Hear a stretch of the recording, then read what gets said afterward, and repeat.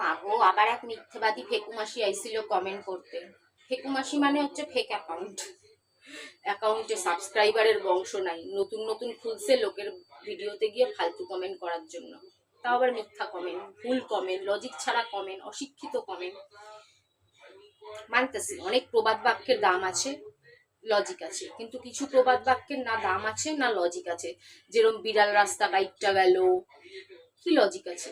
মানুষরা রাস্তা কাইটটা গেলে দাঁড়ায় পড়া উচিত, কেন মানুষের থেকে ভয়ঙ্কর কিছু না।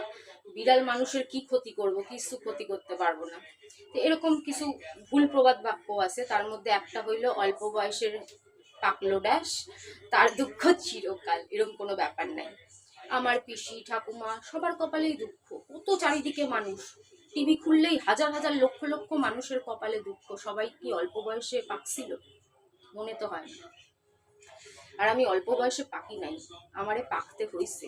কার্বাইড দিয়া দিয়া আমার পরিবারের লোক, আমার মা বাবা আমারে পাকায় দিছে। বুঝছো? বোঝো নাই, বুঝবাও না। তাই ওরকম ফেক চ্যানেল খুললা কমেন্ট করতে থাকো, পয়সা লাগে না ফেক চ্যানেল খুলতে। আর আমারও এই মিথ্যেবাদী ফেকুদের ব্লক করতে পয়সা লাগে না। কতবার কমু, কইতে কইতে আমি তিতি বিরক্ত।